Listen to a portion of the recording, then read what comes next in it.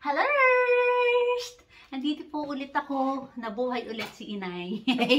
Ayun nga po kasi bukas may trabaho ulit ako. So ngayon, malamig. Sobrang lamig na ngayon dito sa amin. Itong asawa ko, magawa daw siya ng pulutan. Silipin niya natin. Pulutan ng mga Ilocano. Mga ano yun? Papaitan daw na ano yun? Baka. Na merong mayroong kalyos. Libro. Ay, libro. Hindi ko alam yan. Libro o blanket, no? Lasike. Basta, silipin niya natin siya. Paano siya gumawa niyan. Guys, ayan, oh. Ito yung blanket. Blanket, libro. Luto na ito. Luto na daw yan. Kosido. Kumbaga, luto na siya. Yan ang kanyang gagawin ngayon. Natikman ko to sa biyenan ko dati. Pero, ano yun, baka talaga siya. Tapos may updo, no? Papait niya. Papait. Ang papait. Yan. So, pakisilip natin, sisilipin natin to kung paano siya gumawa. Masarap to, guys, actually. So, ayan na nga, guys. Ayan, mag-umpisa na siya ng kanyang lulutuing papaitan Ilocano. Ayan. So, may olive oil siya munang inilagay. So, ngayon, ano yan, chef? Bawang muna tayo. Bawang daw muna. Bawang. Ayan. Ano, i-brown mo? Bawang ko. Isasabay ko na yung luya para magkaroon ng lasa. Itong sinasabay ko palagi. Yung luya sa bawang. Bawang. Para mabango yung karne. Yung mantika niya, ma-absorb niya yung bawang, yung luya. So, ayan, ganyan na nga daw niya niluluto pala. Sinasabay niya yung luya at ang bawang. Uy, ang bango eh. Bawang. Brown na daw yung bawang. Ilalagay na niya ang kanyang sibuyas. Ang bango guys. Ang bango, ha?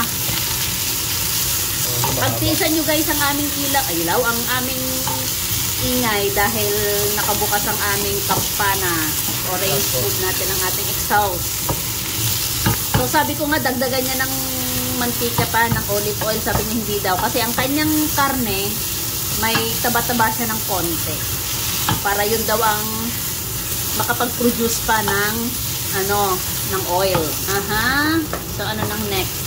Ayan, so ilalagay na niya ang karne. Ayan nga guys, yung sinasabi ko may mga puti-puti siya, yung medyo taba-taba siya. Magmamantika mamaya. Oo, kaya sabi ko kanina tanggalin mo. Hindi pala, kasi yung kanyang taba. Ayan, papaitan ng mga Ilocano. Dito sa Europa, i-twist natin siya guys, kasi nandito tayo sa sa larangan ng walang mga pampapait. So, ito ang kanyang ginawa, Ayun, itong ilalagay niya na pampapait. Ayan. Masarap to actually. Masarap. Palagi niyang niluluto to. Pag ganitong taglamig. Ayan. So, takpan niya muna ang kanyang lutuin. So, see you later.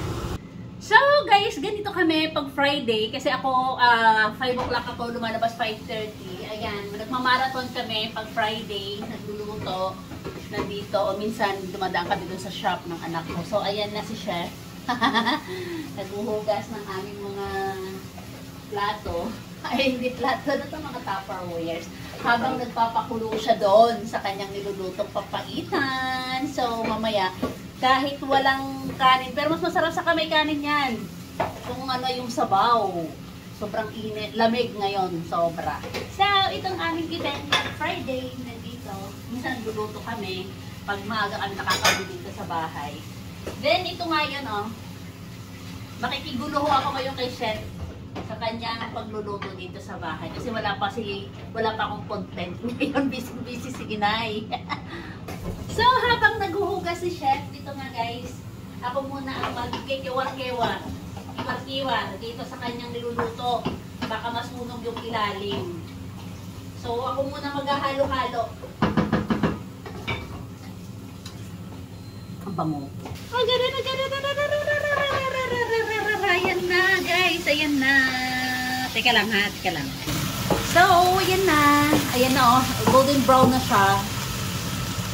Malambot daw yan yung karne niya. Sobrang lambot. Kaya huli ko na itong linuto, ito, libro niya. Dahil luto na to eh. Dito kasi sa Espanya, may nabibili ng luto. Nakalyos na libro ng baka, luto na. Paramihan na nabibili rito, luto na. Kaya konti lang, luto na siya. Guys, ang sarap tingnan, no? Ayan si Chef Jojo, isang hepe de kusina dyan sa Santa Maria del Mar, ang kanyang ang kanyang restaurante. Mga Pilipino din ang kanyang mga kusineros. Pagdating dito sa bahay, kusinero din siya ng kanyang pulutan. Sigurado pulutan niya yan. Hindi naman. So, ayan, kumukuha na siya ng kanyang pangsabaw. Ala! Ano yun? I-dip sa ano? Dapat maraming sabaw kasi malamig. Panghigop. So, ayan. So, ayan na nga. Ayan, ganyan kadami yung kanyang water, guys. Ganyan. Then, chuk niya yan mamaya. Then, ngayon lalagyan na yan. Ikaw nga, ano ba yan? Asin. Madali lang maluto to kasi yung laman is tenderloin. Tenderloin siya. Not too much salt lakay. Kasi tenderloin. tapos yan natin ng pimienta, durog. Dito hindi ako gumagamit ng betsin dahil ayaw ng asawa ko ng betsin. Hindi kami nagbe-betsin dito. Ayan. So, hindi kami nagbe-betsin. Oo, kasi nagagalit ako. Hindi kami betsin. Nasanay na rin kaming walang betsin. Lalagyan natin ng papaitan instant. Ayan, kasi wala kaming papait dito. Yan na nga yung twist, guys. Yan ang twist. Kasi wala nga papait. So, yung nabibili, yung lalagay niya. Isang sachet yung kanyang ilalagay, guys. Ayan. Lagay ko na para makuha yung lasa. Yung sabor. Okay. Powder pala talaga siya. Powder na ginagamit namin dito. Okay. Dahil wala nga namang papait eh. Papait. Kasi halo natin. Halo. Tingnan mo yung kulay niya. Ang ganda. Parang papait na talaga siya. Mandi na ako. Okay, tapos ayan na nga. Tatakpan niya. Then, pakukuluin na natin yan, guys. Pachup-chup-chup-chup natin yan dyan. Ano lakay? Pag ano? Pakuluan lang natin. Ay, malapit na dyan. Saka malambot lang yan, guys. Tenderloin kasi yan. yan. Yung ano, luto na mga yan. Tsaka tenderloin yung karne. So, again, see you later. Abangan natin hanggat maluto ang kanyang papaitan. Tapos, siguradong iinom yan mamaya. Pulutan niya yan. Okay, so ayun na nga. Nagluluto na sila kay ng kanin. Ako panggulo. Panggulo si Inay. Ayan. Yung linis ng kusina. Magluluto ng kanin. Masarap yung sa kanin mamaya. Okay, sobrang bango. Ayun na siya. Ayan. So, ilalagay na niya ang padron. Kumbaga yung sili na green sa atin. Siling haba, wala dito. Oo, wala kasi kaming siling haba. So, green ang padron. Tawag namin yan dito. So, wait. Ayan. Look. Ang sarap naman yan. Ayan. So, pwede na tayong kumigop ng sabaw. Ayan, di papaitan na siya. So, lulutuin lang natin yung sili, no? Oo, luto na. Pag maluto ng sili, ayos na. Pwede na tayong magbukbang. Mamaya. Subukan natin mamaya, guys. So, ilang minuto pa yan, chef? Mga 5 minutos pa. 5 minutes. So, 5 minutes daw ulit. So, patapos na daw to, guys. Itong ating niluluto for today's dinner. For today's dinner ulam. Wait. 10 minutes na to. Ulo, ang sarap. Yes, na. Ang bango, guys. Ang bango. Promise. Luto na. Luto na? Yes. So, tara. Guys, ating husgahan ang niluto ni Chef Jojo na papaitang Ilocano. Tara! European version. So, ayan na nga, guys, ang kanyang papaitan.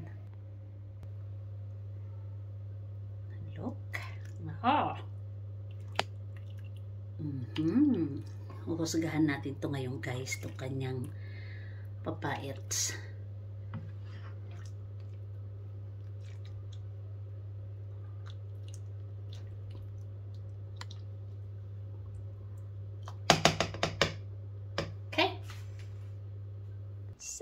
ayan na nga guys, ating husgahan ang kanyang papaitan for today. Sige nga.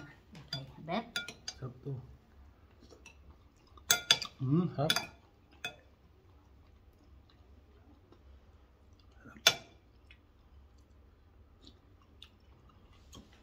Yes na. Ah, sarap! Ang sarap. Yung luya.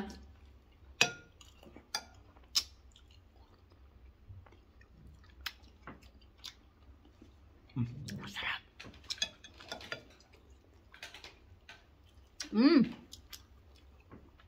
So that's it.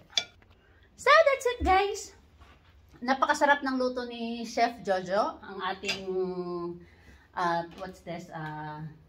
Guest for today. Sa kanyang menu, sa kanyang recipe ng kanyang papaitang Ilocano. So that's it. Thank you for watching guys. Don't forget to subscribe to my channel and click the notification bell para po ma-notify ho kayo ulit. Hopefully na makagawa na kami together ng video every week. So that's it. Thank you for watching. Bye! Kain na kami.